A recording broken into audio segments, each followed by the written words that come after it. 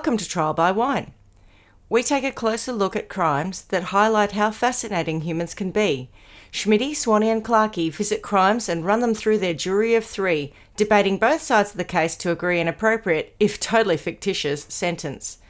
Please be advised, Trial by Wine may include explicit or disturbing content and will include drunken rambling. Listener discretion is advised. All right, how are we? Yes, going well for a Monday. Struggling through? Actually, truth be told, we're a little hungover because we went up to our Sunday neighbour's night's a house school night, yesterday. guys. Oh my gosh, it was a solid session. Oh, How about nice. you? You good, Schmitty?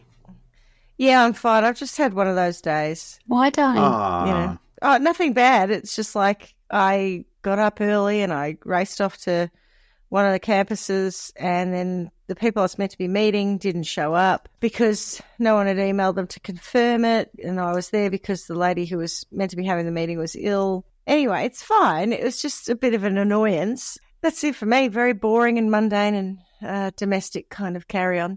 Any news, Swanee? You've got a House of the Damned. Kind They're of all just ill. sick. Well, I had one was sick now, I guess it was a week and a half ago, and they've come back from camp and another one's got sick, but this one's really sick. So we've got influenza A, and it's the sickest I've seen him, to be honest. I can't remember him being that sick, but he's sort of turned a corner. Maybe a bit yesterday and certainly today. So that's us. We're in a great state. Boys are hungover. Swanee's got influenza A in the house, and I'm just a bit pissed off. It just Never feels mind. like a Monday in the middle of winter, really, It doesn't does. it? You can't ask for much more. I won't complain. It has been nice and warm and sunny here. We've had a full spring has come out, so we had a nice day today, so I won't complain Lovely. about It that. looks like you've been at sea. You look like you've got like a seaman's jumper on it. You could be like, you look very, I can't, I do. I've got a roll neck, for our listeners, I've got a cream cable knit roll neck sweater on. Yeah. Oh, for our American listeners, jumper to Australians. Yeah. But yes, it was a bit brisk and like it was nice and sunny, but it was still very chilly in the air. Yeah. So very lovely spring day. Mm. I suppose we should introduce ourselves. I'm Schmitty. I'm Swanee. and I'm Clarky, and together we are Trial by by Wine. Just And like what are we that. drinking? To be honest, we're still having the wines from yesterday, so Well, I'm pleased that you're not saying you can't back it up. I'm though. very I was a bit- impressed. For a second there, I thought you were going to say, well, we can't face it. But well done. well, I kind of What are you was drinking? saying that we're having the wines Oh. from yesterday Oh, because I they're see. still They're in kicking your around in system. our system. I Yeah. misunderstood that. Yes. did I, yeah. Sorry. So, yes, Oh. we're having a beautiful bubbly water just to Okay, put some all right. spritz in our life. Sorry to disappoint you. How Never about you? mind. I am drinking, and it's funny because I think these were called hard solos, but now they're called hard rated. Alcoholic lemon lime, 0 sugar. Did they have to change the labelling, did they? They Yeah. did, yes. I believe that they were considered to have been marketing them to children by calling them hard solo. Well, that would be my experience. Yeah, exactly Yes. right. Yeah. Indeed. I suppose if you think about it, if you had it that was something called hard Sprite or hard Fanta, You wouldn't they know the wouldn't be allowed difference. to get away with it, would they? No. And we've talked about hard before, like hard kombucha. And hard is a newer term for us. Like we've never used, we've said alcoholic Correct. before, but as in we being Australia, Yes. haven't used this expression hard. I have heard it Hard from seltzer, Americans, yeah. but not so much here. Yes, they had to change it. So fair enough. But I did laugh because my friend who gave me the Brookvale Unions for my birthday party also brought a slab of these. Remind me what it's called again? This is a hard rated Hard rated, lemon, right? alcoholic lemon lime. Okay. And it tastes just like hard solo. But quite nice. And yes, I'm slowly going through them as every time I record I'm drinking the drinks that she left me. Oh. What about you, Swanee? What do we got? We've I've got cracked a open raspberry soda no, or it's a Coke Zero. But it's my Coca first Zero, one of the Coca day. Light. And Yeah. I just opened it before we started and I'm nearly through it. I really It's needed not a hard bit of Coke caffeine. Zero, is it? I think it is. It feels like it's hitting all the right spots this afternoon. I needed a bit of caffeine, I think. Fair enough. Okay, who's got a story for us? I do. Woo! Yes. Swanee, your last story, Yes. in the lead up to it, you mentioned that Yep. we were recording during the Paris Olympics, and so Yes, you went looking for indeed. a French story. Yep. And so, of course, we did that story, but you inspired me to go looking for a story with the Olympics in it. Oh. And I found one. So here goes. But first up, my sources. So my sources are Vanity Fair, People, BBC.com, Wikipedia, abc.com.au, cnn.com, and theindependent.co.uk. So we are going to go back to 2013, and it's the 14th of February, so more commonly known as Valentine's Day. And Detective Hilton Botha, a 24-year veteran of the South African Police Service, is woken by his phone ringing. Oh. He answers, and it's his colonel who says, I feel Oscar's like I know what you're shot gonna his talk about. Yeah. girlfriend. Yeah, I was gonna say, I feel like I know where this is going. Yeah. So Botha gets dressed, and within 15 minutes, he arrives at Oscar's home in the gated, high-security community of Silverwoods Country Estate in Pretoria, 30 miles north of Joburg. One of the first things he sees when he walks in the door is the body of Reva Steenkamp, who has been shot 3 times by Oscar, her boyfriend of 4 months. So yes, Schmitty, this is the story of the murder of Rita Steenkamp by Oscar Pistorius. Now, this is one that you will all know. So at the time, it was all over the news. If you're old enough to be listening to this podcast, you'll definitely know something about the case. But how much do you remember? Well, not much. That's why I'm really glad that you're doing it. I find with some of these stories, it's sort of like it's a really good exercise in going back and and revisiting the whole thing, because I tend to only remember bits and pieces, but I do know that it's been in the media again over the last year. It has. Yeah. It sort of has tweaked my memory a little bit, but tweaked. That's not tweaked. Tweaked is what I don't know. I don't think you tweak your memory. I don't want to talk about it. Oh, I'm intrigued. You don't twig your nipples either. I just twigged my memory. I can't believe I said that. That didn't sound right. God. Let me take you on a recap of what happened more than 11 years ago. But firstly, who were Oscar and Reva? So Oscar Leonard Carl Pistorius was born on the 22nd of November 1986. Both of his feet were amputated when he was 11 months old as a result of a congenital defect. He was born missing the outside of both feet and both fibulas. Ugh. I read somewhere he overcame his disability by ignoring it. His mother would say, "Your brother puts on his shoes, you put on your legs," inspiring him with her insistence that his disability couldn't define him. Wow. One of his mantras was a quote from his mother: "The real loser is never the person who crosses the finishing line last. The real loser is the person who sits on the side, the person who does not even try to compete." She's not wrong. She's not wrong. She sounds I quite like her. So do I. By the sound of the thing, she's doing well by him by saying those kind of things. Good on her. Yeah, I think that's right. So his parents divorced when he was 6, and he became estranged from his father. His mother then passed away from an adverse drug reaction when he was 15, leaving Pistorius shattered. Ooh. No other woman seemed to measure up to Oscar's mother, and his only true love became the running track. Her inspiration remained with him, and Pistorius went on to run in both non-disabled sprint events and in sprint events for below-knee amputees. After becoming a Paralympic champion, he attempted to enter non-disabled international competitions over persistent objections by the International Association of Athletics Federation and arguments that his artificial limbs gave an unfair advantage. Do you remember that? Yeah. It rings a bell. Because of the spring on them, they were, that's right. I don't know, carbon fibre or something. And they said that... they were like high performance or something. Yeah, but they were curved. And so... I can picture them. There was talk at the time that he was getting an unfair advantage from the propulsion from his prosthetics. Anyway, Pistorius was the first amputee to win a non-disabled world track medal, and at the 2012 London Summer Olympics, he was the first double-leg amputee participant. He earned the nickname Blade Runner and was truly a world-famous athlete. What are your legs? Steel springs. What are they going to do? Hurl you down the track?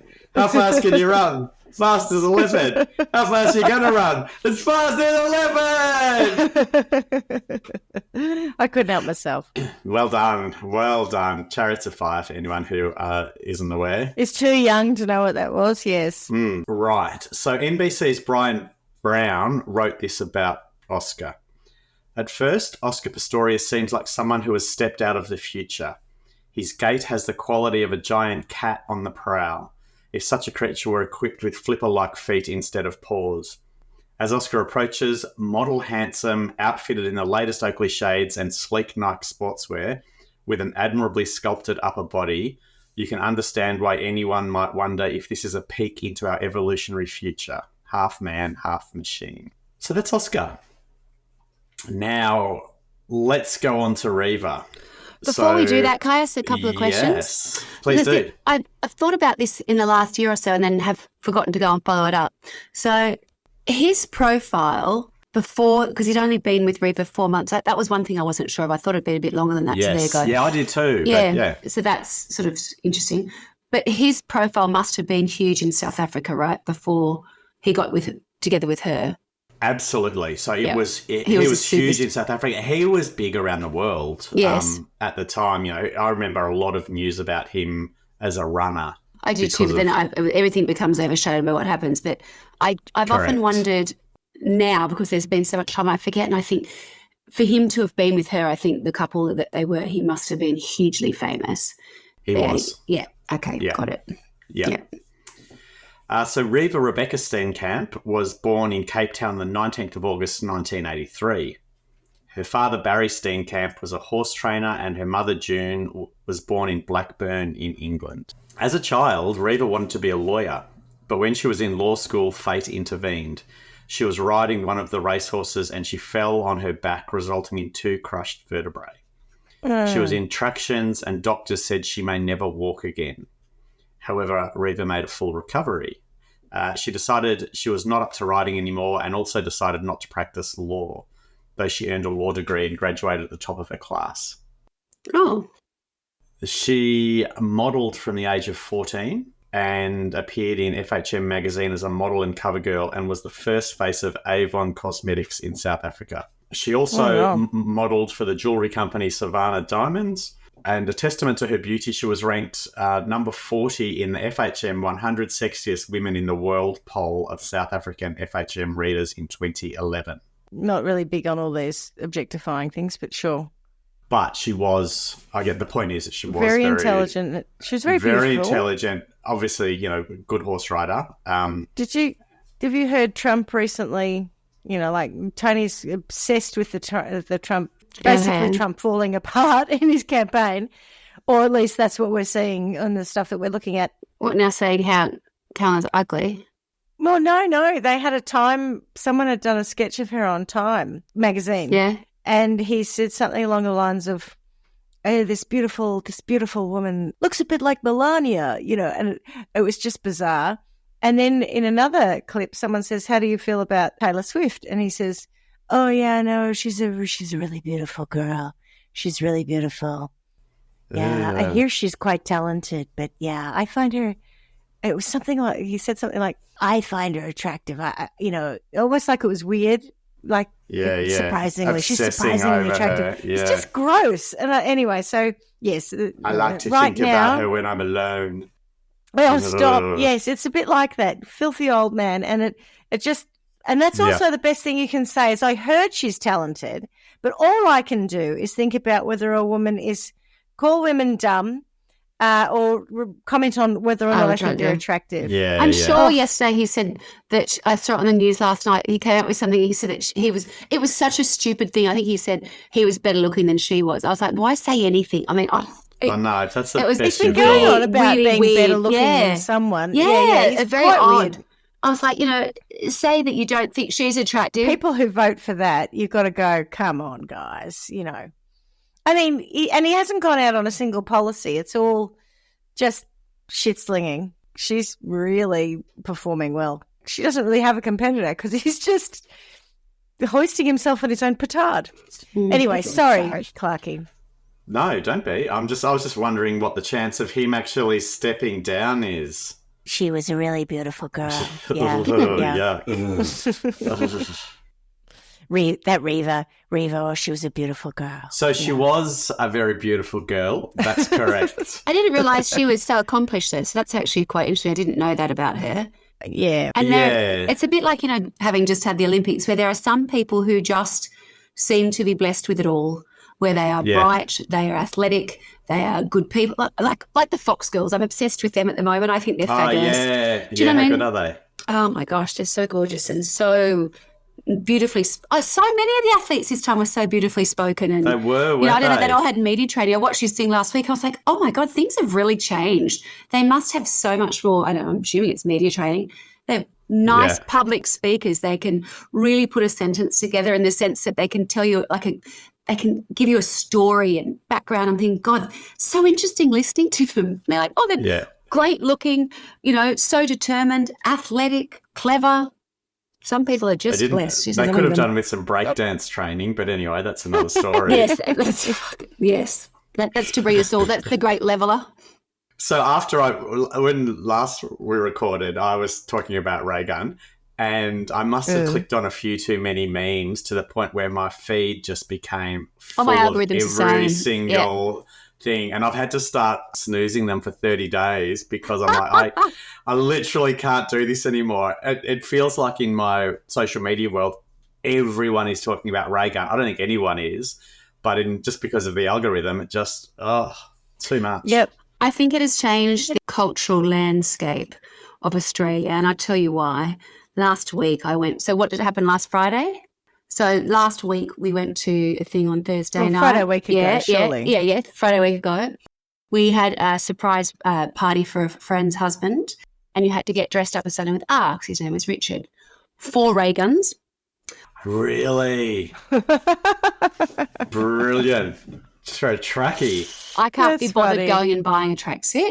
When I walked in, I went as Red Riding Hood. And when I was standing there, I saw a family walk in, like father, mother, and their teenage daughter, all dressed as ray gun. And they had obviously different bits of Australian uniform. Then a woman walked in, and I was like, oh, my God, I think she's got an Olympic tracksuit on. Turns out she did.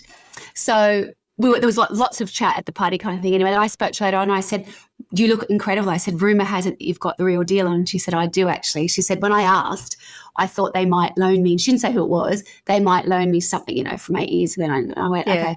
Anyway, it turns out it's not from an athlete, it's from a doctor who was with one of the teams. So it really was totally accurate, because it was what she looked like. It was like I'll send you a picture of it. She had the hat. She looked like she was at the cricket. Yes. She looked like she was doing a one-day test. Wow. Ray gun. It was at the actual Olympic outfit. Well, this is like, I think maybe the person that she had on was like a support, it was a doctor's guy on the team. Yeah. So it looked so authentic. But so I took photos of her through the crowd and sent it to my family going, oh, my God, because it looks really like it's her, because it's so accurate. But what I wanted to say was, when it came time for everyone to dance, everybody was fucking doing the kangaroo. The kangaroo. People were on the ground. Everyone was, it feels like this is our new, what's it called? I come from a land down under. When Aussies sort of snap, this is our new moment where at parties now we'll be doing Can it not be, ray gun. please? I fear it will be, Shitty. I can see it. It's too accessible not to be. Yeah. God. I'd rather do Pat Mullins and do some rolling, frankly, Yeah. After you introduced me to Pat Mullins, I had a little look-see, and I thought I'd prefer that any day. I can't believe I didn't know who Pat Mullins was until someone told me about it like 5 hours before I told you. Because I think, and I could be wrong, I might be over-intellectualising this, but I think Ray Gunn's whole performance was some kind of a statement. I cannot believe that she thought she was going to go out there. But there is footage of her online of her actually breakdancing. Yeah. She can actually breakdance. Why would you then go to the Olympics and do that? Yeah. It doesn't make sense, which is what makes me wonder whether or not she's... You wouldn't do it. I don't know. I can't speak for these mad people. Anyway. Back to the story. Well, back on the story, there was something I wanted to go back on. You said that Oscar Pistorius was referred to as Blade Runner. He was, yes. Did it go a little bit like this? I think there were more footsteps. Oh, there you go. Does he just do a lot of running to this? Uh-huh. I wouldn't have known that was the music.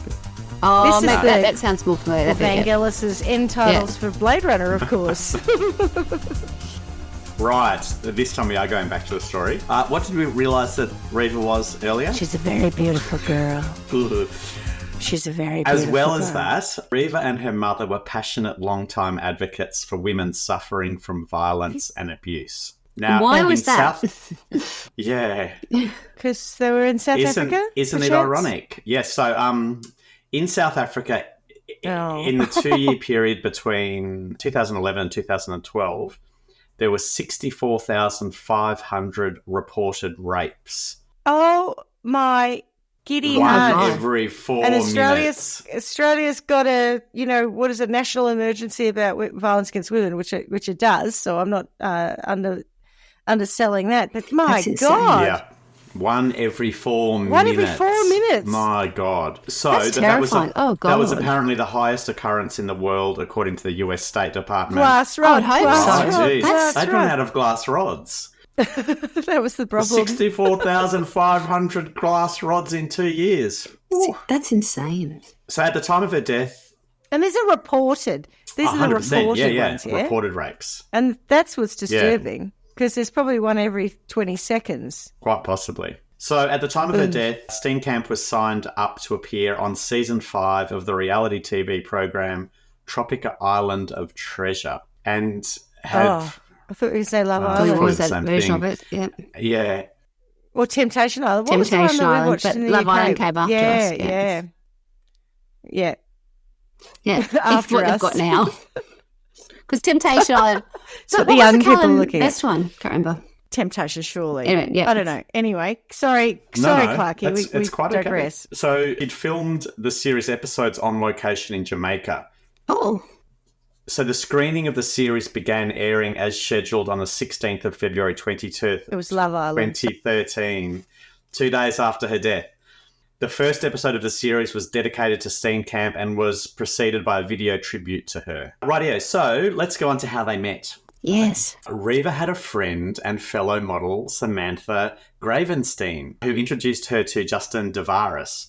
Devaris ran the Daytona Group, Johannesburg's premium distributor of luxury cars, whose showroom featured Rolls-Royces, Bentleys, Aston Martins and McLarens, and whose brand ambassador was none other than Oscar Pistorius. So on the 4th of November, Devaris hosted a track day at Kyalmi Racetrack. Both Oscar and Reva were invited, and it's here they were introduced to each other. Devaris said it was apparent that Oscar and Reva were immediately attracted to one another, so much so that Oscar invited her to accompany him to the South African Sports Awards ceremony that evening, and Reva accepted. Reva was well known in South Africa. As I mentioned, she was a model and had been doing some TV, but her relationship with Oscar heightened her fame. Suddenly everyone wanted to know more about Reva Steenkamp. They were truly a glamour couple with huge media appeal, Swanee. Yes, I don't doubt that for a moment. I could imagine that even they would have known that getting together. They would be more marketable as a duo as well. That's a huge star power with those paired together, yeah. You may wonder, were there any signs? Oh, I'm sure there were. Let me tell you. It doesn't just happen one day. So with all of that spotlight on them and the brevity of their relationship... Yeah, because it's so short. So short. How do you go from meeting and falling in love in the 4th of November? You've gone Valentine's Day. Dead on Valentine's Day. Yeah. So here's some of what I could find. Whilst they were together, one of Oscar's former girlfriends, part-time model Samantha Taylor, told City Press, Oscar has such a way with women. She's probably not the only one he's got. Oscar is certainly not what people think he is. Mm. On the 2nd of January, Oscar brought Reva down to Cape Town and they took my daughter and me out for breakfast, Reva's cousin Kim Martin mentioned in one of the articles. We spent about 2 hours together. I thought he was a nice guy, but when Oscar walked away from the table, I asked Reva, are you happy? She smiled and said in a hesitant response, yes. But I could see that there was something else. And she said, we'll have to have a chat. So Reva said, we'll have to have a chat. And so her cousin felt there were things that they had to deal with. They looked good together, happy together, but there was something that she could not talk about to me at the time. She said, we'll talk about it another time, but we never did. Didn't have time. Correct. So one witness recalled him dining with friends a few weeks before Reva's shooting at Tasha's in the Melrose Arch Mall. One friend had a pistol, which he passed under the table to Oscar. The gun went off and a shot ricocheted and almost hit another of Oscar's buddies in the foot. Oh, it's the Wild West. That's not normal behaviour, is it? I'll pass it under the table and it South goes off. Yeah. Are we in Africa? Yeah. Yeah. I feel like it's not that unusual. I don't know why I say that. I haven't Well, let's lived go on there. to the next one then, and you can tell me whether... Didn't go there when I was invited to because I was too scared. We went there. Yep. We went there in 2003. We were Did you given love very it? strict instructions not to go out at night time in Johannesburg. Yeah, I was invited to go to Joburg and I was like, no, thank you. No, thank you very we only much. had a Who night invited you and there, then went Schmitty? off. It was someone I was dating for a short period of time. the UK? Yeah. You didn't meet him. Oh, Who was the guy here who we was? go. Who was the guy who was in love with you? Who was friends with Birdie? Who was he? Oh no, that was No, us. it wasn't him. Well, I don't Duffy, know that was it. Duffy Yes, he in love was. with me, but yeah, no. He's a lovely guy. Anyway. No, it was a Good friend of Rhodesian Duffy's anyway, who wasn't I went he? out with for a short. They were Zimbabwean, yes. Did he have a rich back? Anyway. Didn't notice it, he did. Didn't get that close. Didn't get that. Never got that close to Duffy. He was a lovely, lovely person. Liked Duffy a lot. Anyway, Right. just not in that way. So you've got to tell me now if you think this one is unusual, Schmitty. There was also an incident at the Kyalami Motorsport racetrack where Pistorius confronted Quinton Vanderberg, the Cape Town coal mining magnate and TV producer, after hearing that he had become involved with one of Pistorius's former girlfriends. Oh, okay, that's not great. What did- Well, happened? we haven't even got to the bad bit yet. Yeah, I haven't even said it yet. Oscar apparently started screaming and said he would fuck him up if he didn't stop messing around with his girlfriend. I'll fuck you up. I'll I'll fuck you up. up.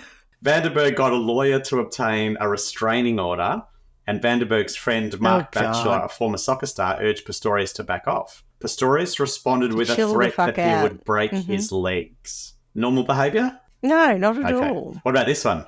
Oscar was arrested in September 2009 for allegedly slamming a door on a woman named Cassidy Taylor Memory during a party at his home in Silverwood's country estate. Cassidy's version of events were that during the party, Pistorius' then girlfriend, the model Melissa Rom, confronted Oscar after catching him playing kissy face with another woman. I don't know what kissy face is, and I certainly don't Is it a want to game? go Googling it. It's not like Monopoly. Yeah, it's not. Incensed, he shouted at Rom. Then, under the influence of alcohol, according to the attorneys, he chased Rom and her friend Taylor Memory from his house. Once outside, Taylor Memory realised that she had left her purse with her car keys in the house. When she tried to go inside to get them, Pistorius slammed the front door so hard that the top of it shattered, and flying pieces injured her leg. Pistorius denies this account. How does he get around when he isn't competing? On his stumps. We've still got. No, he's got prosthetics, He's got but he does. some kind of prosthetics. Yeah, Yeah, he's got prosthetics. Okay, right. And possibly in an Aston Martin or something too for his Yes. brand ambassador. McLaren. Yeah. In a I don't think I've ever McLaren. seen anyone who's Yeah. not in his blade. Well, he's usually got trouser legs on too.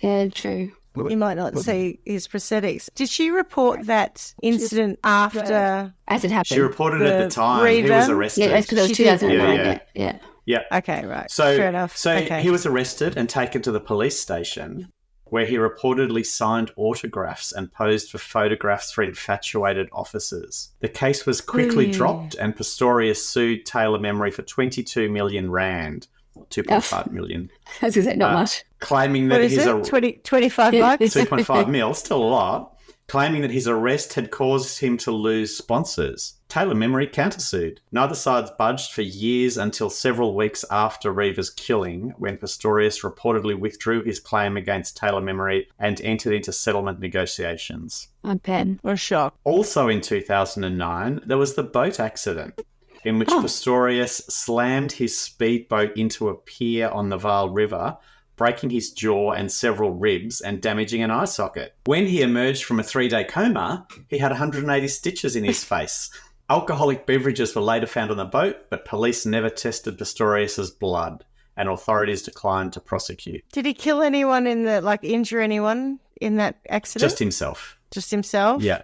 It's a bit like falling off the back of the deck on the houseboat and breaking your arm. Yeah, a little bit like that. Boats are dangerous, people. What can I tell are. you? Yeah, that's particularly if you slam them into a Into pier. a pier. He Yeah. sounds like he seems to have like impulsive anger issues. I think he's got anger Yeah. issues. Yeah, Yeah. that's very much what I'm hearing. Yeah. So then, post the 2012 Olympics, his fame and wealth continued to grow.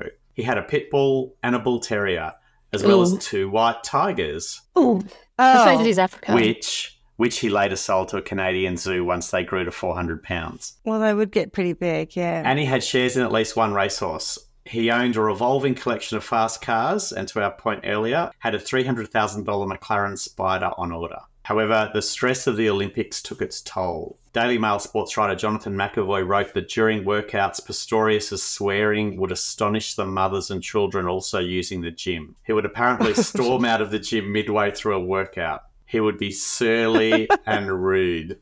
It seemed as though he survived on energy drinks and caffeine pills. Ew. That's a bad combo. I mean, there's enough caffeine in energy drinks I drink anyway. a lot of energy. Do you? I drink a lot of energy drinks myself, yeah, but not caffeine pills. That does seem like a double up. But, I mean, I think one energy drink is a double up on my normal caffeine intake, and I had quite a lot of coffee. See, I don't drink coffee anymore. At all? I mean, I will. I mean, it's not a thing, right? It's not like I say I don't like coffee. It's because I drink a Mother or a Monster in the morning, I've gone off coffee because I don't want to give myself a heart attack. But I will have a Pepsi Max or something a couple of times a day. But they're nothing, right? They're just water. And caffeine. I don't really get much of a caffeine hit. No, I don't get much of a caffeine hit from normal old colas. Maybe you should try some caffeine pills with your energy drinks, see how that goes. I'll give it a go. I'll wash the caffeine pills down. That would be pretty good for your metabolism.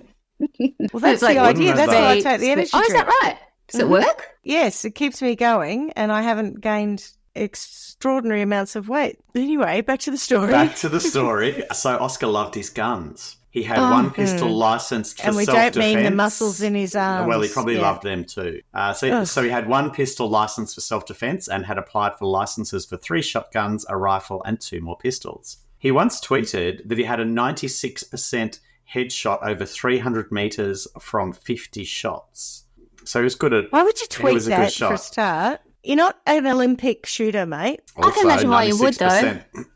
96% headshot. Why That's impressive. Well, and assuming this was done, he hasn't done this after he's murdered somebody, but, you know, in terms of presumably shooting as being a pursuit like anything else that you do, the better you are. I'm great at everything. Correct. And, you know, it's a very masculine kind of part to his personality, yeah.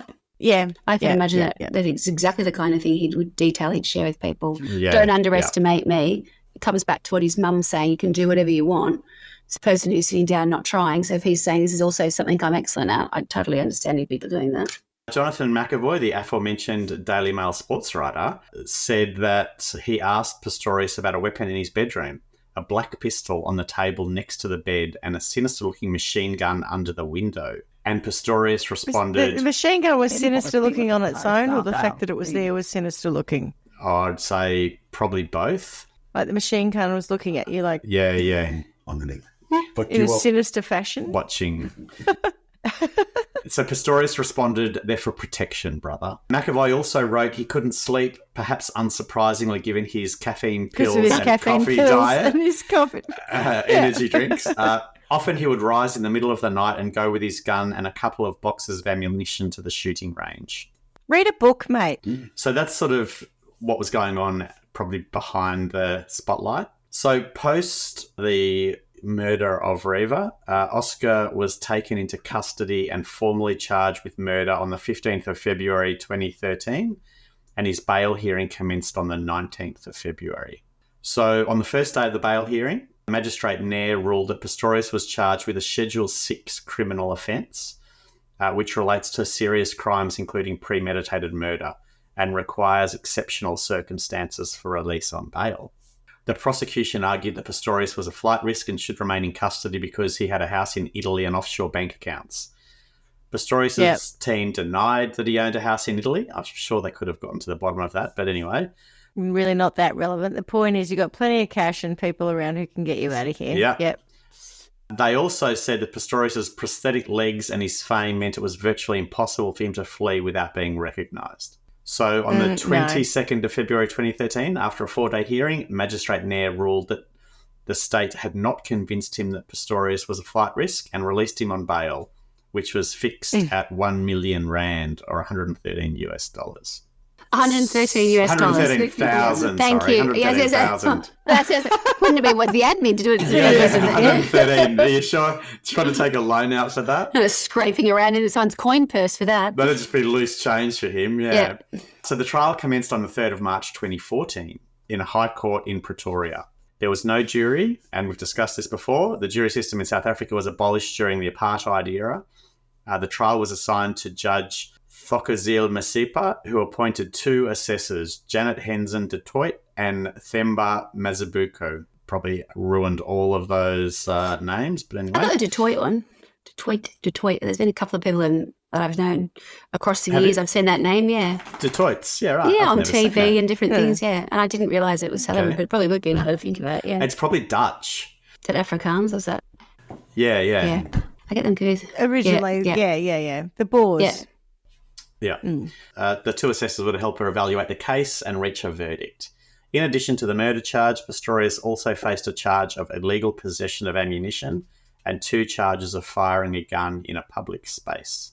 So let me tell you about Oscar Pistorius's version of events, because of course we don't have readers.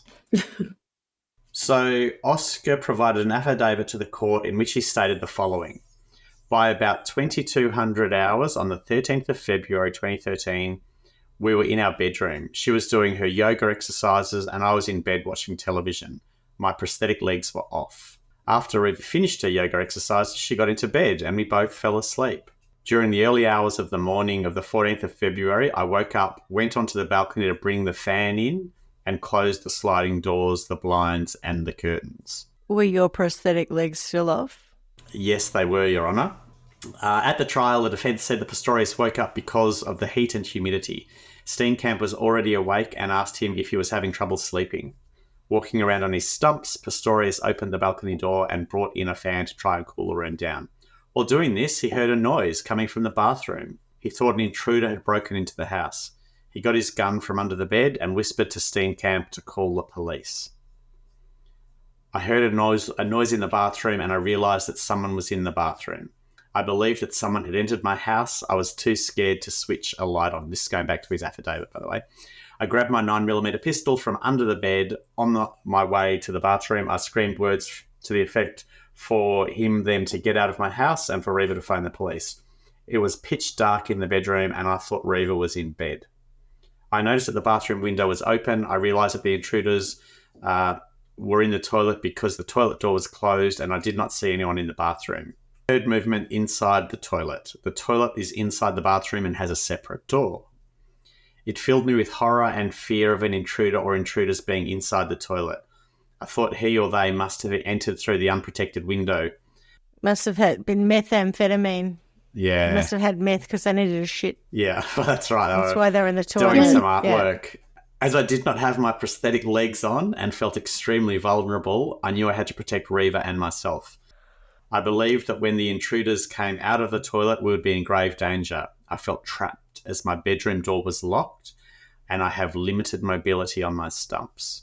I fired shots at the toilet door and shouted to Reva to phone the police. She did not respond, and I moved backwards out of the bathroom, keeping my eyes on the bathroom entrance. Everything was pitch dark in the bedroom and I was still too scared to switch on the light. When I reached the bed, I realised that Reva was not in bed. That is when it dawned on me that it could have been Reva who was in the toilet.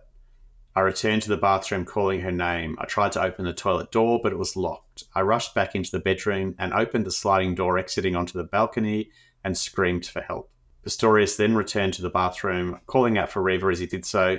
He tried to open the toilet door, but couldn't because it was locked. He then went back into the bedroom on his stumps, opened the balcony door and started screaming for help. He put on his prosthetic legs and then tried to kick down the toilet door. When that did not work, he moved back to the bedroom to get his cricket bat. He used the bat to smash holes in the door. One of the door panels broke open, enabling him to reach inside and open the door. He found Steenkamp alive, slumped over the toilet.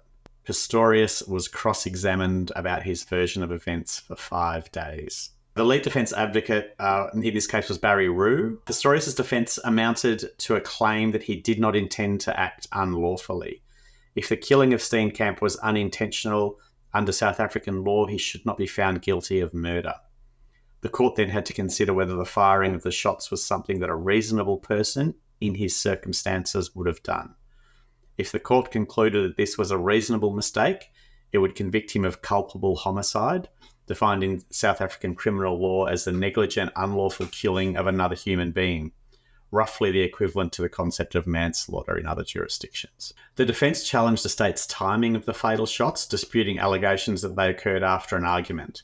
The state claimed the shots occurred at 3:17 a.m. Roux said the noises heard at the time were made by Pistorius as he smashed open the toilet door with a cricket bat.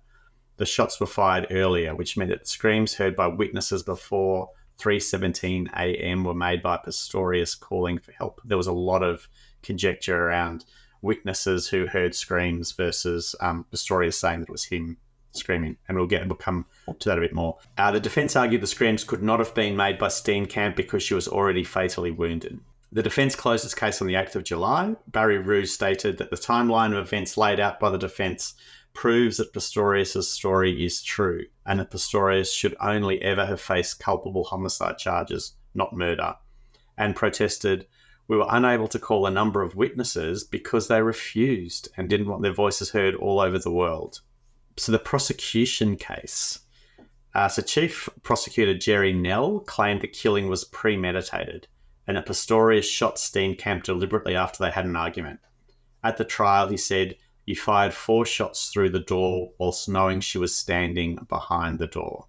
Now, interestingly, and it's probably a little bit of a side, but I do think it's important, the bullets that were fired were black talon hollow point bullets, which open up into a petal-like shape on impact. And they're apparently designed to cause maximum damage. So Nell said the killing was premeditated based on contested testimony by those who lived nearby, that they heard an argument and a woman screaming prior to shots being fired. Concerned about the claim of premeditation, the presiding magistrate asked Nell why Pistorius had not staged a break-in to make his story look more believable. Nell replied he planned it that night when she locked herself in the toilet. The prosecution presented some circumstantial evidence. Court heard testimony about messages sent on iPhones between Pistorius and Steenkamp using WhatsApp. 90% of them were described as loving and normal, but there were a few from Steenkamp accusing Pistorius of jealousy and possessiveness. In one of them, sent less than 3 weeks before her killing, Steenkamp told Pistorius, "I'm scared of you sometimes, of how you snap at me," and described his behaviour as nasty. As we said, a number of witnesses claimed they heard women's screams and gunshots.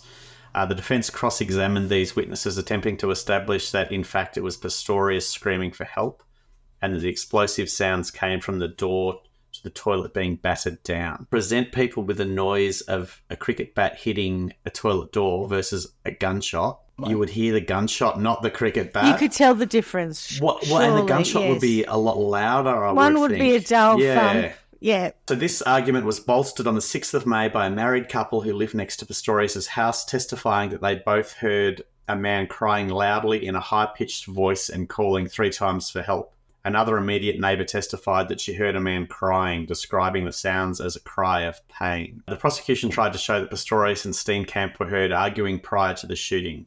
The state's first witness, Michelle Berger, lived 177 metres away from Pistorius' house, but claimed to hear Steenkamp screaming from behind the closed toilet door. Acoustic engineer Ivan Lynn testified that tests suggested that if Steenkamp was screaming in Pistorius' toilet, it was very unlikely that the screams would be audible or intelligible from 177 metres away. And that although we can typically distinguish male and female screams, you cannot do so reliably without exception. Pistorius' lawyer Barry Roux suggested to Michelle Berger that Pistorius was so upset his voice became high-pitched and that he sounded like a woman when he screamed. Oh, okay. Roux also said it was impossible for Steenkamp to have cried out after the shots because she was shot in the head and had brain damage. In addition to murder charges, Pistorius was charged with 2 other gun-related charges. The first alleged that he recklessly shot his gun out of the open sunroof of a car the previous year, and the second that he fired someone else's handgun at the restaurant, which is the one we spoke about. Why did they just do it all in one go? Yeah. That's a bit weird. Oh, while we're here. Yeah. Yeah. We might as well just chuck them all in together. That's strange. In his closing arguments, Nell claimed that Pistorius concocted a snowball of lies, demanding that Pistorius face consequences for his actions. At the trial, we've got obviously Oscar's version of events and we've got the prosecution's version. And there were a number of contested issues that the judge had to evaluate before reaching the verdict. So let's talk about some of those. The timing. So when they went to bed, Pistorius says Reva cooked chicken strips and a vegetable stir fry, and they ate at 7 p.m. The prosecution says vegetable matter found in Reva's stomach very strongly indicates she ate within 2 hours of death, and she is unlikely to have gone downstairs and eaten in the middle of the night, as it would have required unlocking the bedroom door and deactivating the downstairs alarm. Pistorius says the pair went to bed between 9 and 10 p.m. Prosecution says the contents of Reva's stomach suggested she ate around 1 a.m., which was when a neighbour, Estelle van der Merwe, says she heard arguments. So then another thing was who was awake and when. So Pistorius says he spoke to Reva at around 3 a.m. and that she said to him, "What's wrong, Bubba? Can't you sleep?" And he replied, "Not tonight." Prosecution says, why was this detail not made clear at the bail application, when he seemed to suggest he didn't know if Reva was asleep or awake? So a little bit of a story tweaking going on, perhaps. Mm-hmm. What about the fans on the balcony? So Pistorius says he went to the balcony to bring in 2 fans. Prosecution says, why was there only 1 fan mentioned at the bail application a year ago? And why is he no longer claiming he went fully onto the balcony? And he's now saying only part of one of the fans was outside the balcony doors. Why were Reva's jeans on the floor and inside out? I didn't really understand this one, but maybe you two can. Because he'd pulled them off her, or she'd pulled them off? Pistorius says he picked up Reva's jeans from the floor to put them over a light that was shining brightly. Prosecution says, why were Reva's discarded jeans on the floor inside out when all of her other possessions were folded away neatly in her overnight bag? The prosecution says dragged off her. They were there because she was intending to put them dragged on. off her, yeah. Because if I take my own jeans off, and she wanted to leave. Yeah, but if they were inside out, you've just taken them off. Like, if you're putting them on, you've got to push them back through to get them on.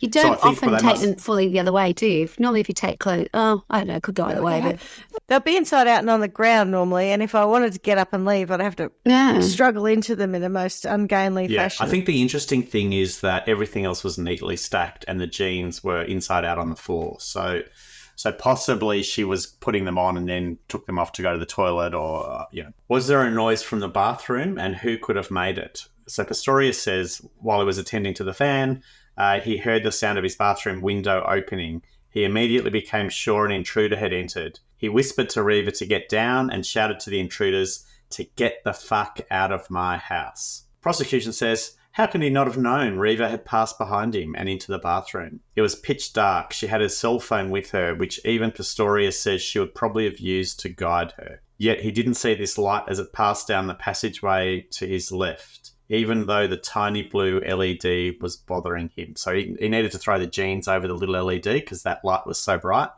but didn't notice his girlfriend walking down the hall with her phone. Did the toilet door slam shut? Pistorius says he heard the toilet cubicle door slam shut and became certain an intruder or intruders had shut themselves in there. Prosecution says there is no mention of this crucial noise in the bail application or in his plea explanation. Pistorius says he told his defence counsel, but they left it out. Why would they do that? Nell asked him. Many times. I'm not sure, was the athlete's reply. The state also pointed out the door was locked. Pistorius had never mentioned hearing the door locked. The sound of the door being locked was demonstrated and is distinctive. Why didn't he check on Reva? So Pistorius says he picked up his firearm and moved slowly on his stumps down the passageway from bedroom to toilet, shouting for Reva to phone the police. But at no time did she make any noise or establish communication with him whatsoever. He maintains she would have hidden silently in the toilet, fearful of the intruders she imagined him to be shouting at. Prosecution says, why didn't he first check if Reva was okay as he left the bedroom? How did he not establish that she wasn't there? Both sets of neighbours who have testified in the case have said how when they heard a noise in the middle of the night that night, they turned to each other and said, did you hear that? But Oscar didn't. And I reckon that's a really big one. If he's out getting the fan in and he hears a strange noise from the toilet that he thinks is an intruder, to not say to Reva, did you hear that? Or any kind of communication, just go down the hallway with his gun and his black Talon bullets. With his gun and start shooting shit. Yeah. Why did Pistorius approach the intruder? So Pistorius says he moved down the passage into the bathroom, his gun pointed in front of him, but held with a bent arm loosely by his side as he walked into the bathroom. There he stopped shouting as he didn't want to reveal his position. The prosecution says, why would he move towards the danger? There were many options open to him, to go out onto the balcony or to go out of the bedroom door and downstairs to safety. Pistorius says he's not one to cower away. That's not who I am. And that he moved towards the passage, imagining Reeva to still be behind him in the bedroom because he wanted to put himself between Reeva and the danger. I mean, that just doesn't make sense, does it? That you wouldn't know that she's there. You wouldn't have said something to her. Stay here. I'm going to go, you know. No, it makes no sense whatsoever. Like, it's because she said, "Are you awake?" And he's like, "Yeah, I can't sleep." So he knows she's awake. This is all bullshit. Had a fight, shot her. So the next bit. She ran into the bathroom, so he shot her some more. Did he mean to fire the gun? So Pistorius says he had his gun pointed towards the toilet door. 4 shots. Not aimed specifically, but pointed, as that's where the danger was. He heard a sound of wood moving. He's in a standing position. He's on his stumps and leaning up against the bathroom door. So he said he heard the sound of wood moving inside the cubicle that he perceived as someone coming out to attack me. And before he knew it, he fired 4 shots at the door. He didn't, he says, intend to kill anyone. Prosecution says he was in control of his actions at all times, that he could see the door, the handle didn't move, the door didn't move, yet he fired 4 shots into it. Why 4, he was asked? Why didn't he empty the whole magazine? Which is also an interesting point. If he thinks there's a big threat that's going to kill him. Did he know Reeva was in the toilet? Prosecution says Pistorius knew Reeva was behind the door. She was talking to him when he shot her. The bullet trajectory shows the first shot aimed towards the toilet, that he then changed position and fired the next 2 in the direction of a magazine rack on the floor. The first bullet struck Reeva in the hip. Pistorius heard her fall and then changed his position. Pistorius says that simply isn't true, and there's no way he could have heard Reeva fall. His ears were ringing from the gunshot in the enclosed space. Did Reeva cry out? Pistorius says Reeva didn't scream. Not even at the first bullet that hit her. There's no way his neighbours could have heard the sound of a woman's scream during the gunshots that killed her. In his version of events, Reeva never screams. He also said he couldn't hear himself scream after firing the shots. The ringing in his ears was so loud. The prosecution says several of Pistorius' neighbours claimed to have heard the sound of a woman screaming. If he couldn't hear himself scream, how could he be so certain Reeva didn't scream? You forgot about the ringing in your ears, Prosecutor Nell put to him as evidence that Pistorius was tailoring his story as he went along. Did Pistorius scream? So even that's up for debate. So Pistorius says he ran back to the bedroom calling out for Reeva. She wasn't there. He checked by the side of the bed where he told her to hide. He ran his hands along the curtains to see if she was behind them. She wasn't. He began to think that it could have been Reeva behind the door. He went out on the balcony and cried for help. The prosecution says when the police arrived in the morning, the fan he had brought in from the balcony was directly in the way of the balcony doors. He couldn't have gone out on the balcony to call for help if that fan was still where it was. It was still there. Why didn't he look for Reeva anywhere else in the house? Prosecution says, why didn't Oscar search the rest of the house to check if Reeva had gone downstairs? Pistorius says he'd already become fearful she was in the toilet cubicle. Why would he waste time searching the rest of the house? So Pistorius says he put his prosthetic legs on, crying out for Reeva all the while, and went back to the bathroom and struck the door with a cricket bat. Eventually a piece at the top came away and he saw Reeva slumped on the toilet. He found the key on the floor, opened the door, went into the bathroom and held her. Prosecution says, why at that moment of intense panic and dread, discovering the body, did the screaming stop? That Pistorius didn't scream at the time matches the version of events heard by the athlete's neighbours. It is yet more tailoring of evidence. The marks on the door are at a height that suggests Pistorius was on his stumps, not his prostheses. Then there was blood on the duvet. So Pistorius says he carried Reeva down the stairs and outside. A doctor neighbour arrived shortly after. Prosecution says there is blood spatter on the duvet on the floor in Pistorius' bedroom, likely to have found its way there when the athlete carried Reeva's body past. The spatter indicates the duvet was on the floor at the time, and Reva's jeans are on top of it. Pistorius says the duvet was on the bed when the incident happened. It was placed on the floor by the police, who tampered with evidence at the crime scene. So, the judge considered all of the evidence, and on the 12th of September, Pistorius was found not guilty of murder, but guilty of culpable homicide and one firearm-related charge of reckless endangerment related to discharging in the restaurant. He was found not guilty of the other two firearm-related charges relating to possession of illegal ammunition and firing the firearm through the sunroof of a car. On the 21st of October 2014, he received a prison sentence of a maximum of 5 years for culpable homicide and a concurrent 3-year suspended prison sentence for the separate reckless endangerment conviction. Now let's navigate the journey through the prison system and the appeals that went on. There's going to be lots of dates and legal terminology here, so I apologise, but do bear with me because the detail is important and some of it is actually, I think, quite remarkable. So in June 2015, Pistorius was recommended for early release as early as August. South African Commissioner of Correctional Services Zach Modise told the BBC of the decision by the Case Management Committee under the Prison of Pretoria, where Pistorius was being held. Under South African law, he is eligible for release under correctional supervision, having served a sixth of his sentence. Thank you very much. A sixth? What a great percentage to have chosen. Isn't it random? Oh, you've done a sixth, that'll do. No, not a half, no. Not a quarter, no. Not a third, no, a sixth. If only seems fair. Your working week could end after a sixth of it. That would be nice. Wouldn't that be amazing? Yeah. After Pistorius served approximately 1/6 of his prison term, his release date to house arrest was announced for the 21st of August 2015. This release was based on good behaviour and the fact that he was not considered a danger to the community. Just to future girlfriends. Yeah. And people in restaurants and anyone standing on a pier. And anyone who makes a noise in a toilet when he's a bit jumpy about that. Anyone going out with one of his exes. So Pistorius was expected to remain under house arrest and correctional supervision and was expected to perform community service as part of his continuing sentence. Regardless of his release from prison, Pistorius could not return to official athletic competition until the whole 5 years of his sentence was complete. Then, on the 19th of August 2015, his release was unexpectedly blocked by South Africa's Justice Minister, Michael Masutha. According to Masutha, the parole board's decision for early release was premature. Legal experts noted that the move could have been due to political pressure and had implications for other cases of pending early release. However, despite all of that, he was eventually released from prison on the 19th of October 2015. Of course, prior to this, so on the 4th of November... So just to be clear, what's that? That's a year and a half, 2.5 years after he killed her? A bit over a sixth of his sentence.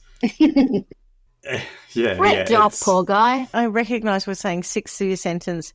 The sentence wasn't for murder in the first place, so it was a bit lower than one might have hoped. And then he only does like 18 months, 2 years. But prior to all of this, on the 4th of November 2014, prosecutors applied to the sentencing judge for permission to appeal the culpable homicide verdict, stating that the 5-year prison sentence was shockingly light, inappropriate, and would not have been imposed by any reasonable court. Judge Masipa ruled on the 10th of December 2014 that the prosecution could challenge her ruling of acquitting Pistorius of premeditated murder and convicting him of the lesser charge of culpable homicide.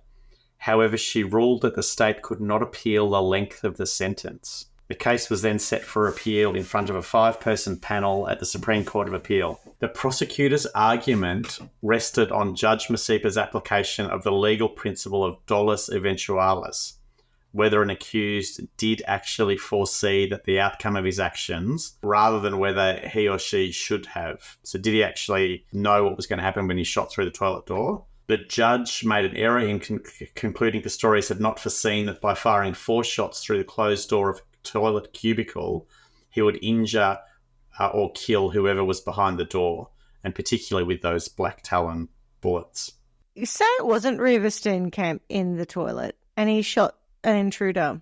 Do you know whether or not that would be considered murder or what culpability you would have in that situation? Yeah, so given that the person's hiding in a toilet and not actually attacking you? So I think this is kind of what the prosecution is arguing, that regardless of who it was, the fact that he's firing 4 shots into a toilet door, you should know you're going to kill someone. Is kill likely, someone. Yeah, particularly. They didn't talk about this, but I think particularly given that ammunition that he was using, they're designed to do maximum damage.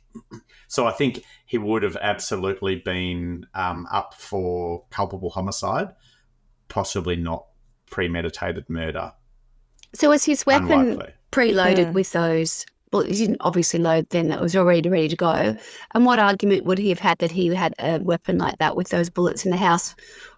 Would he have had to justify that? I said earlier that he was charged with illegal possession of ammunition. Do you think that would relate to that? Okay. I'm assuming that it relates to the type of ammunition as opposed to ammunition. Okay. An appeal was heard on the 3rd of November 2015, so he's been released on the 19th of October 2015. A couple of weeks later, let's go and have an appeal at the Supreme Court of Appeal in Bloemfontein. The matter was heard before the 5 Supreme Court judges. By a unanimous decision, the court overturned Pistorius' culpable homicide conviction and found him guilty of murder in the death of Rita Steenkamp. Judge Eric Leach read the summary of judgment. The panel of 5 judges found for the prosecutor's argument that Pistorius must have known that someone would die if he fired through the closed door into a small toilet cubicle. In the words of Judge Leach, although he may have been anxious, it is inconceivable that a rational person could have believed he was entitled to fire at this person with a heavy caliber firearm without taking even the most elementary precaution of firing a warning shot, which the accused said he elected not to fire as he thought the ricochet might harm him. According to the judgment, the person who Pistorius thought was in the cubicle had nothing to do with the results of his actions, Schmitty. Culpable homicide verdict was replaced with a murder conviction, and the case was referred back to the trial court for a sentencing hearing when it reconvened on the 18th of April 2016. On the 8th of December 2015, it was announced Pistorius would continue to remain free on bail, but under house arrest pending his appeal to the Constitutional Court. On the 3rd of March 2016, it was announced Pistorius had been denied his right to appeal and would be next due in court on the 13th of June 2016 to begin a 5-day... Which house is he arraigned to, out of interest? Is he in the nice house at the villa in Italy, or is he in the house that he murdered his girlfriend in? He's in the house that he murdered his girlfriend in, which is also quite fancy. So he was next going to be in court on the 30th of June 2016 to begin a 5-day sentencing hearing for the murder conviction. On the 15th of June 2016, the sentencing was adjourned by Judge Masipa until the 6th of July 2016. So on the 6th of July, Pistorius was sentenced to 6 years imprisonment for murder by Judge Masipa, who was the same one, rather than her original sentencing of 5 years imprisonment for culpable homicide. But that's okay. He only has to do 6 of it, so he's only doing a year again now. Far out. So once again, he was incarcerated in the hospital wing at the Kisogi Mampuru 2 jail. It was anticipated that Pistorius would be eligible. I know, right? Nailed it. It was anticipated that Pistorius would be eligible for release on parole after serving 3 years of his sentence in 2019. Mm-hmm. On the 3 years. Oh my God! So he's done 2 years, then he gets out for a bit, then he goes back and does another 3 years. Yeah. So on the 21st of July, 2016, the National Prosecuting Authority confirmed that it would appeal against Judge Masipa's shockingly lenient 6-year jail sentence. Look, it's just not enough, lady. What on earth are you getting here? Yeah. The appeal hearing took place on the 26th of August 2016, and the bid to appeal the sentence was rejected by Masipa, who said that the NPA had no reasonable prospect of success of securing a longer prison sentence for Pistorius. I said, love, I said, Dale, he's not going away for any longer than I've given him. 6 years for murder. That is fair and reasonable. That's totally fair. You have no reasonable prospect of success of securing a longer prison sentence, is what she's saying. I will never, ever let you do better than that, because at the end of the day, yes, all right, someone's lost the rest of their entire life, but it's Oscar Pistorius, you know? Sure, she died a bit, but, life goes on. Well, actually, no, it doesn't. Oh. Not for everyone. And not for the family and not for her. Yeah. So the NPA was then given 21 days to take its appeal bid to the Supreme Court of Appeal. On the 15th of September 2016, it was confirmed that the NPA would make a fresh bid to extend Pistorius' jail sentence and would file papers to the SCA. After this announcement, sources associated with Pistorius' family and the defence team accused Jerry Nell of the NPA of pursuing a personal vendetta against Pistorius. Can you believe it? Oh. You know, we've been given 6 years for murder. That is outrageous, and I certainly shouldn't be doing any more. Pistorius was briefly released from prison for 4 hours on the 14th of November through a compassionate leave licence to attend the funeral of his grandmother, who died on the 8th of October 2016. Oh. So he's in and out. In November 2016, he was transferred from the jail that I nailed earlier to Atteridgeville Correctional Centre,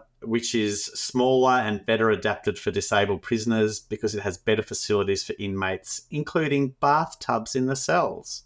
Oh. It also holds prisoners who are serving 6-year sentences or less. On the 19th of September 2017, it was confirmed the SCA would hear the state's arguments appealing to extend Pistorius' sentence on the 3rd of November, with its final ruling being confirmed on the 24th of November. When the appeal verdict came through, the court found that, Schmitty, you'll be shocked, the sentence was shockingly lenient. And the Supreme Court of Appeal... I cannot understand how we've even got this far, because while you've been talking, I thought, surely there's a minimum sentence for murder in South Africa. And there is. It's 15 years. Is the absolute minimum you can do before you get What about paroled. dividing it by 6? And then, what about 6th?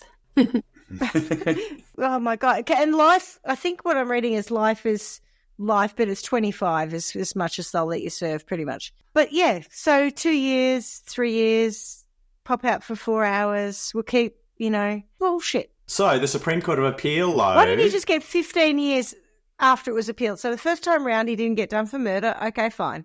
But when they said, yes, you actually did, this was murder, that was the correct charge, he should have got 15 years. So again, before the judge was parole. saying they had no reasonable prospect of success for securing a longer term, even though the minimum needs to Right? retire. That judge doesn't know what they're talking about, because then someone else comes along and says, that was shockingly lenient. I'm surprised at this, even though it would have been in every paper at the time. I was fascinated reading through it all, going, my God, are you like, is this Send in the Clowns? It's just, so anyway, the SCA did in fact increase his sentence to 15 years, funnily enough, minus time served in prison and on house arrest.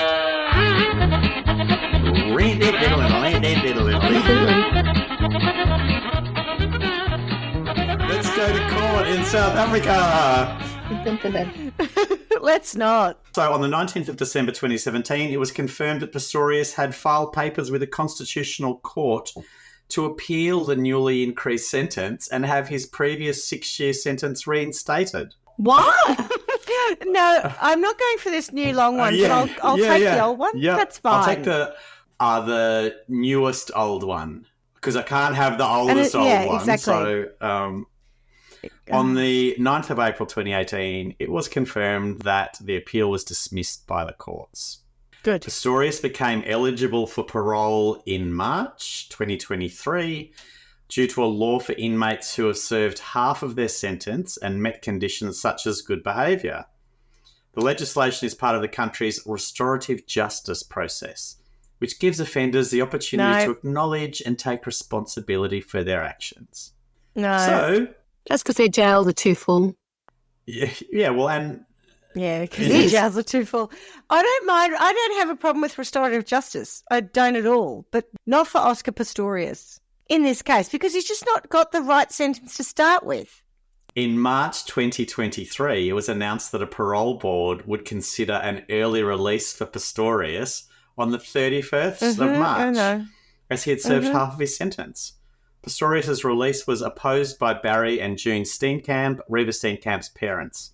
Ahead of the hearing, June Steenkamp said Pistorius was not remorseful nor rehabilitated. According to his parole lawyer, Pistorius had been a model prisoner, a factor taken into account for parole. Didn't have any guns Didn't have inside. any girls didn't have any hollow point to get angry ammunition. at. Didn't have any girlfriends to get angry at and shoot. That's right. Or speedboats to run into a pier. Correct. Yeah. Probably no alcohol. Did you say that as well? I'm sick of this bloody model prisoner thing. Isn't it funny? I get that, you behaved yourself in prison, but when there are certain crimes, we've talked about this before, when there are certain crimes that are stimulated by various things, or there are various stimuli that not create the crime, but you act on, like rapists who like to rape children, or females and you're a male, or vice versa, or, murderers. When you don't do it in prison, in prison it's try to limit your ability to murder people, strangely, and also you're not got access to all these things and people and all the things. It doesn't mean you're not a bloody risk to society when you come back out. All your stresses are gone. Your normal day-to-day. I sound very right-wing, but I don't mean to be, because I am about rehabilitation, but prove to me you're actually rehabilitated. If you had have been granted parole, the parole board would have several options ranging from full parole to day parole or correctional supervision. However, Pistorius was denied parole. In 2023? In March 2023. Yeah, okay. Because on the 24th of November 2023, cue the Benny Hill music. However, on the 24th of November 2023, it was announced that Pistorius had been released on parole!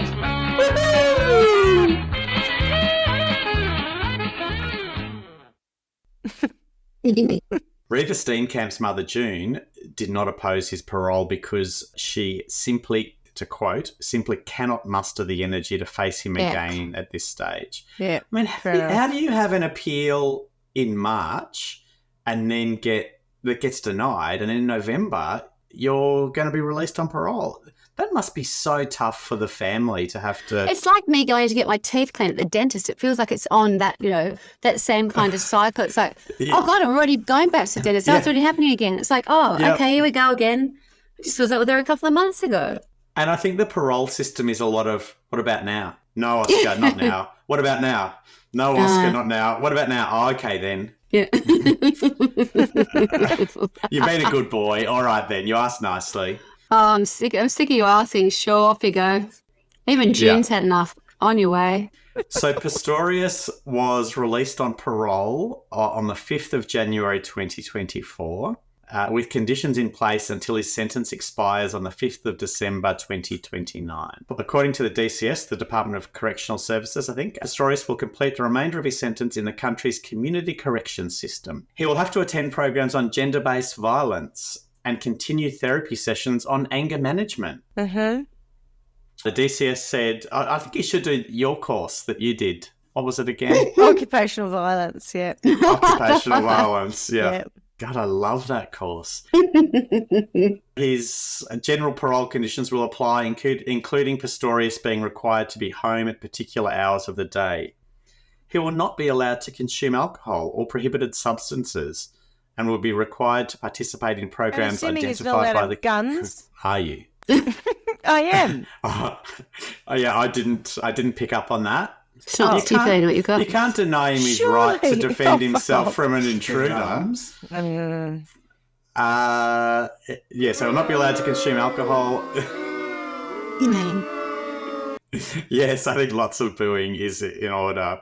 Particularly that really unpassionate booing. Like, boo, boo. We can't work out if we're booing, like we're boo-hooing, or we're actually booing. Yeah. So, yes, he can't have alcohol or prohibited substances and will be required to participate in programs identified by the Correctional Supervision and Parole Board. I wonder if he can have energy drinks and caffeine pills. Mm-hmm, probably.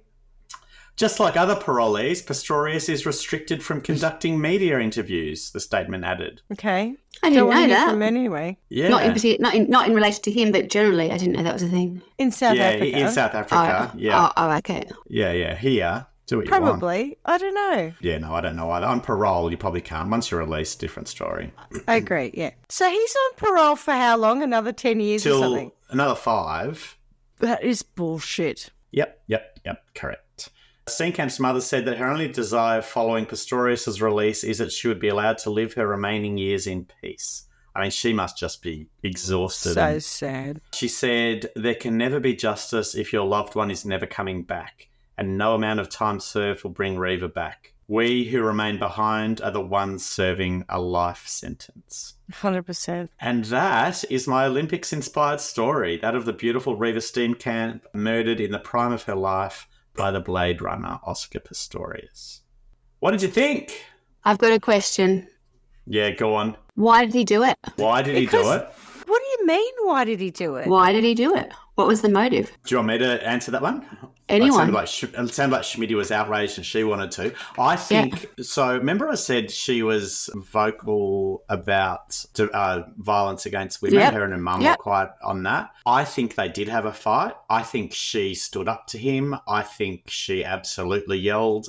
I think she infuriated him. I think he probably went to grab his gun. She probably went to hide in the toilet and he went in and shot her. See, I still get that as what happened, but I don't understand how things escalated so much. That's his anger management issue, right? his Why do I anger, run a boat into things to the point where my face gets smashed into a pier?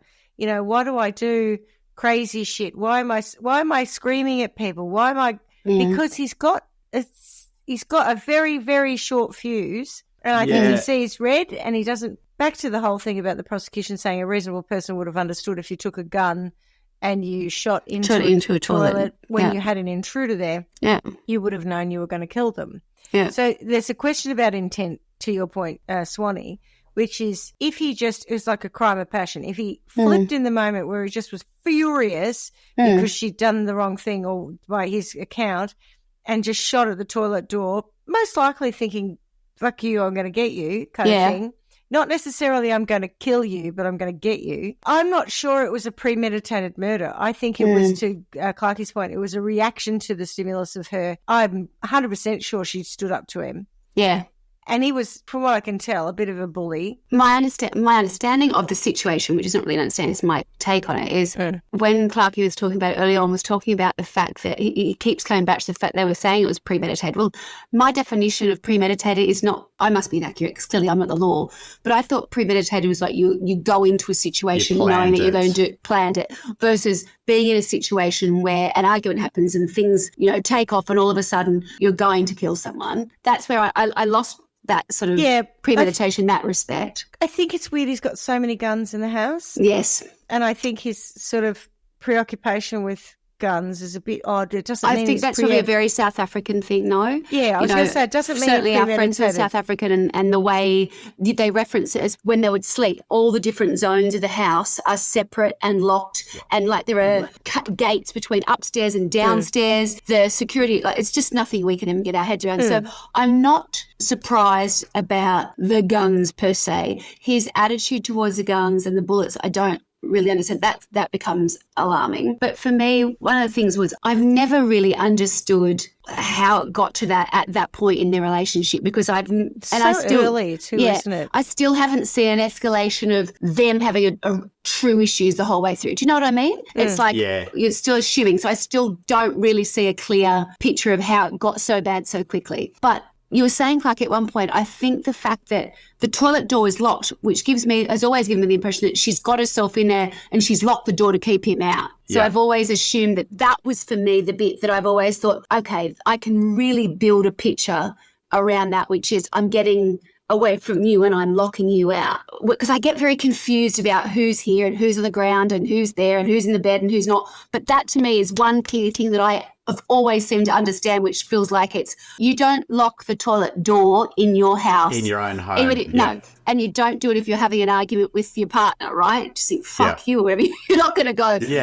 I need to keep you away from me. He has to smash it open with a baseball bat. Correct. You have to come in and get me. Oh, no, I've got a better idea. I'll just shoot through the door, so don't think the lock's going to stop me. And so I get that bit. I just also, still have never truly understood where it's come from. Where the body fell, they think she might have been on the toilet. She was hit on the toilet, then she fell onto the magazine rack on the floor next to it. Or she was hiding, or the other thing is she's hiding down next to the magazine thing. And he's quite deliberately shot in that direction. Wow. Yeah. Damn. There's two theories on it. like the defence and the Yeah. prosecutions. So the other thing I think is he has, from what I can gather, a complete disregard for women, seeing them You probably think? more so as property. Yeah. But so I think to the why did he do it kind of thing, I think that's an important part. I also Agreed. think that he has a very big ego. And so I think that there was something that he would have seen as humiliation or belittling, whether she made a comment in the argument about, people will see you for what you are or whatever it Hey, might Stumpy, be. don't give me the shits. Yeah. Yeah, I mean, it could have been... I really do think it has to be that because Something like that.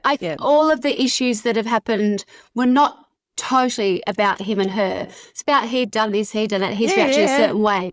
But my understanding of him and his ego would have him understand that they, as a proper, they would look really good. They're a great couple. proposition. Correct. I don't think in any sane place he would think, do you know what, there's an upside of me murdering her and I'll pretend, I'll blame it on an intruder. I don't think that has, I don't think it was premeditated though. I think it was, I dare say, things have got out of hand and she probably has just gone, I'm out of here, or, I can't deal with you, or, especially if he didn't have his legs on or whatever else, and it just got very ugly very quickly, and he just gone, fuck you. Yeah. That I can kind of get my head around. I don't think it was premeditated, but it was murder. Yes. Yeah. It's not manslaughter. He didn't accidentally kill her. He shot her. It's murder. Yes. The fact that it wasn't premeditated, it's clearly a heated response. I think that's what it is for me anyway. I just don't. He's going to do his occupational violence course now, so it's fine. That's right. What is it? I don't even think it was certified. Right, it was just a short course, one might call it. Yeah. So the other point I should make is, talking about his need for guns in the house and how unsafe things were in South Africa. I did do some research around the community, so the Silverwoods that he lived in. Yeah. So it's a gated community, which means obviously it's quite secure. Yeah. And there'd been 2 break-ins into the community prior to this happening. I think one was 2008 and the other one possibly 2011. After the second one, the security fence was upgraded to make it almost impossible for people to be breaking in. So his talk of fear, there was obviously a lot of this going on in South Africa. Yeah, but what I'm saying is that there was no one, that the likelihood of it happening in his prestigious gated community. I get it. Was low because they don't mistake what's going on in South Africa at the time with what is happening in his prestigious estate. Yeah. It says here the estate is enclosed with a solid electrified security wall with strict access control utilising the latest security measures throughout the estate. I don't know if that was the case at the time, but it probably was. It was. Yeah. It was. Yeah. Well, thoughts about sentencing, because it's got to be better than do 18 months and come out, then do another year and a bit, and then come out, it's like and the hokey you're out pokey. again.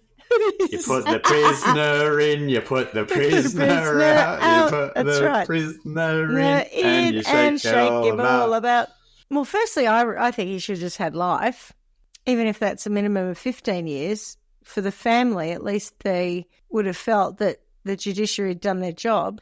And then, of course, you're probably going to go hard on the judge who can't see any reasonable reason why it's by no ruling reasonable of before. prospect of success. I like no reasonable reason. God. That's even better. No, you'll never succeed with that. My ruling was perfect. Oh, hang on. The Supreme Court didn't agree. I think the judge needed to retire. The judge needs something, doesn't she? Or go back to sentencing class.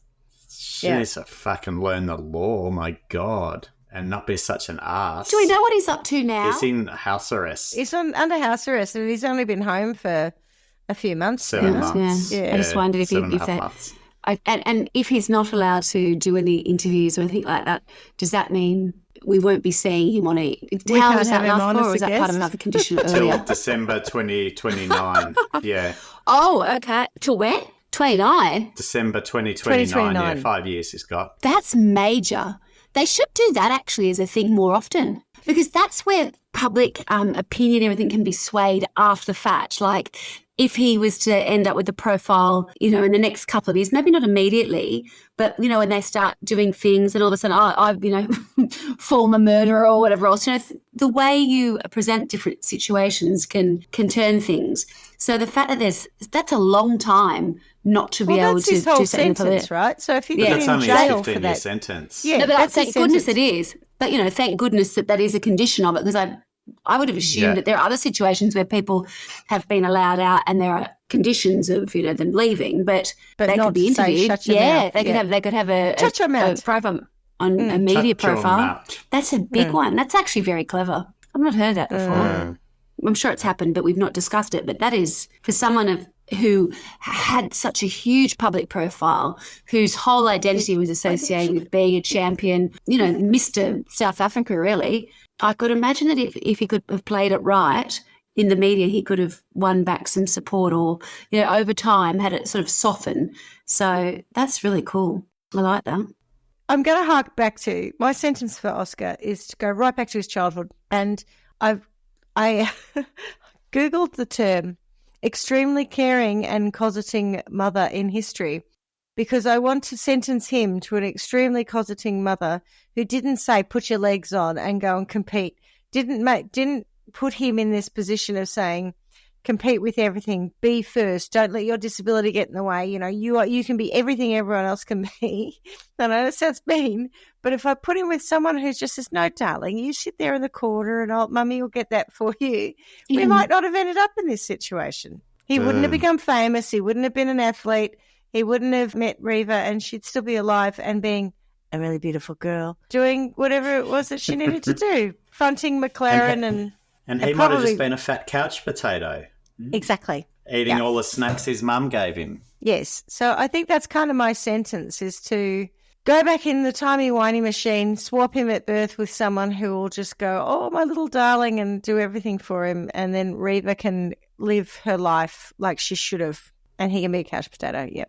Yeah, I think that's a good one. Another option is to just take his arms off as well. I was trying to avoid that kind of thing. I was trying to avoid anything that was too, it was a physical punishment. Yeah. Sure, you could take his arms off, or at least just his trigger fingers. Just take a few fingers so he can't shoot a gun. Did you ever hear that joke? It was maybe a Rodney Roode or a Kevin Bloody Wilson. Bound to be a good one then, yeah. Bound to be socially acceptable. Totally wrong, yeah. Shouldn't be repeated in today's climate, but go ahead.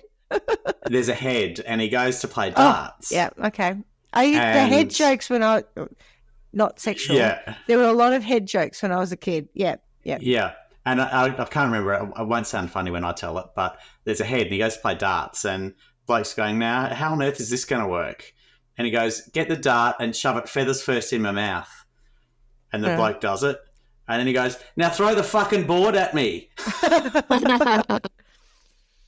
So, yeah, that could be Oscar Pistorius. He could be a game show, because I think if he was truly worried about being humiliated, some of those head jokes, the head that is in the swimming carnival. Yes, I was trying to think of it. Dives off the board and goes straight to the bottom. Yeah. And they get him out and they go, oh my God, what happened? He goes, oh fuck, I got a cramp. stitch. Yeah, that's right. I got a stitch. got a cramp. Yeah. Or when he meets, a fairy godmother and says, "What? You've got 3 wishes. What do you want?" He says, "Oh, could I have a body?" Bing, you've got a body. Can I have arms? Bing, you got arms. Bing, you've got legs. And he's so excited. He's got a whole body, and he runs out the street, gets hit by a bus and killed. He goes to heaven, and St. Peter meets him at the gate, and he says, "What happened?" He goes, "I should have quit while I was ahead." Yeah. So I think those. Yeah, if he was worried about being humiliated, I think those sorts of things would absolutely humiliate him if he was having to do that. It's a bit ableist. 100% it is, but, Okay, as long as you're owning it, that's fine. At the risk of being controversial and inappropriate again. An ableist, yeah. Why not? Well, Why I not don't think... I hit think, him where it hurts? I think this is probably wrong, but to say we're not picking on people with disabilities at large, we're just picking on Oscar Pistorius. We're sentencing him to things that will absolutely humiliate him. To a life of humiliation that will upset him. Yep. Yeah. 100%.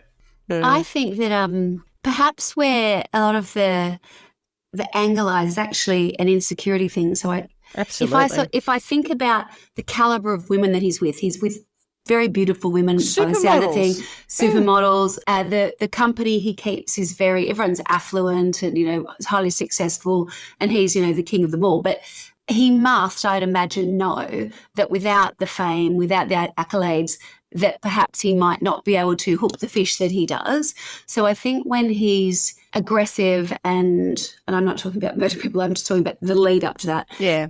Perhaps that is his insecurity and his ego sort of at war nearly, where he's trying to be the big aggressive guy in conjunction with the fact that underneath it all, he's probably so insecure and questioning whether or not he would be able with to have what he had. syndrome. If I couldn't run, if I wasn't an athlete, none of this would happen. If I had an accident, like smash my motorboat into a pier and smash my face and maybe my arms and legs. Yes. Would I still be able to attract this attention, whether it be women, other, wealthy people, that kind of thing. So without having to zone into the disability, what I would be intrigued is if he had the fame taken away from him. I'm just going to avoid being accused of being an ableist. And yes. I'm going to. But that would be a punishment of sorts to him. He just had to live with 100% what he had. No one. Yeah. And he went from being someone to no one. And then he would truly find out whether or not people were, interested in him or not for him. Yeah.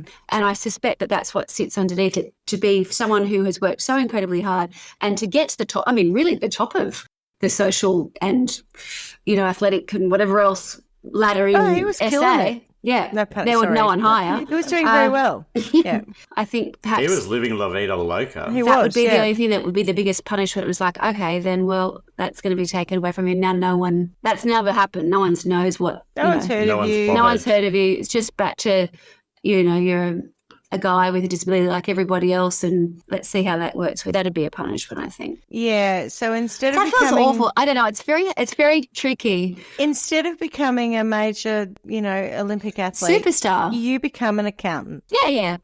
And you work in accounts.